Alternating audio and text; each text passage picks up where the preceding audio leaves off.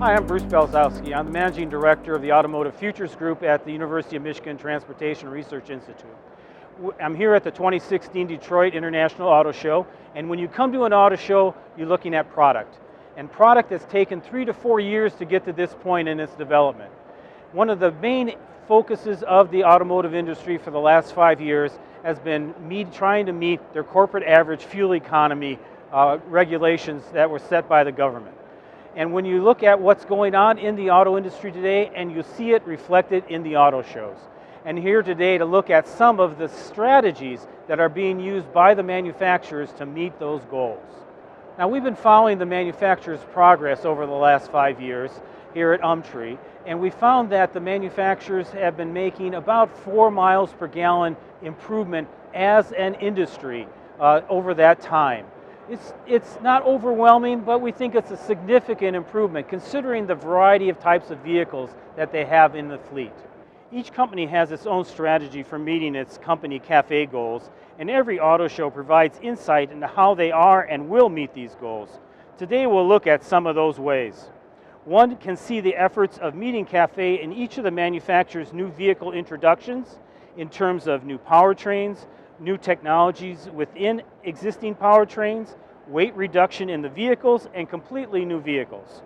Because each company's goal is weighted by its sales, companies that focus on higher volume vehicles and segments have a better opportunity in increasing their company level fuel economy.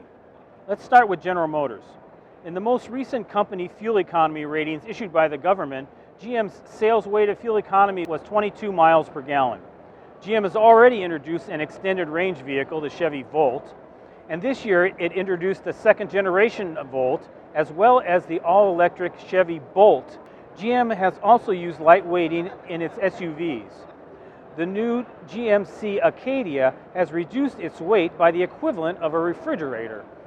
GM also uses a mild hybrid for the Buick Regal and LaCrosse, and are using diesel engines for the Chevy Colorado and GMC Canyon, as well as for the Chevy Cruze.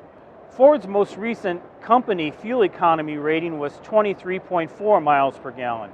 It has already reduced significant weight in its top-selling Ford F-150 pickup by moving to an aluminum-intensive body and a reduction in engine cylinders combined with turbocharging. Ford has also slotted the Fiesta underneath the Focus. They have an electric Focus, a Fusion hybrid, and a Fusion plug-in hybrid. Fiat Chrysler's most recent company fuel economy rating was 21.2 miles per gallon. FCA has focused on using advanced diesel engines to help meet its goal in its Ram pickup and Grand Cherokee SUV.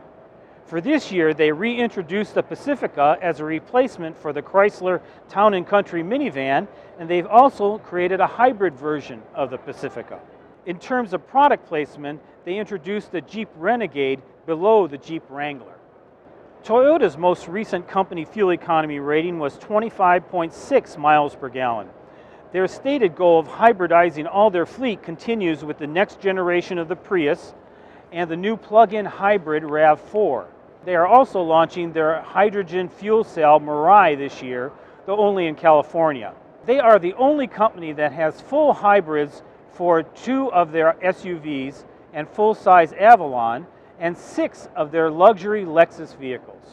Honda continues to focus on continuous improvement of its already fuel-efficient fleet. Its most recent company fuel economy rating was 27.6 miles per gallon.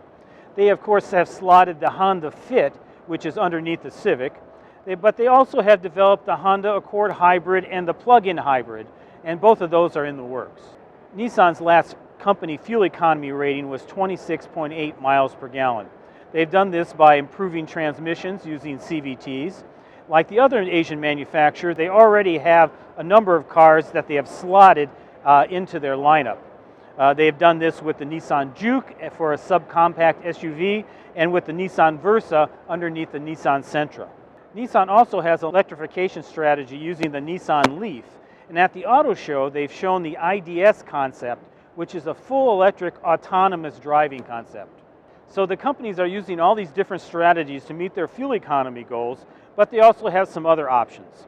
they can get credits for exceeding their annual CAFE goals and by installing certain technologies that are environmentally friendly, such as a new form of air conditioning fluid. They can also purchase credits from other companies that have a surplus of them. The next milestone for the manufacturers and the government is the scheduled midterm review that is going to take place during 2016 and 2017 to see if any adjustments need to be made in the 2025 goals. The issues that they're going to be facing are the higher cost of hybrids and electrics and new technologies for ICEs, low fuel prices that are so that people are not buying some of the more fuel efficient vehicles, and the amount of hybrids and electrics needed to meet company goals. In our research at UMTRI, we've found that the industry experts said that they expected hybrids and electrics to make up 28% of the fleet in the 2025 timeframe, whereas the government was expecting about 3%. So we've seen the different strategies that the companies are using to meet their 2025 goals. And when the government and the industry meet in 2016 and 2017 to review where they are and where they're headed for 2025, 4 different things can happen. The government could say that they're doing fine and everything is going fine and they're going to keep the goals for 2025. They could reduce the goals for 2025. They could actually increase the goals for 2025, or they could actually change the marking point from 2025 to 2030, for example. So whatever is going to happen, it'll be a very interesting time and a challenging one for the auto industry.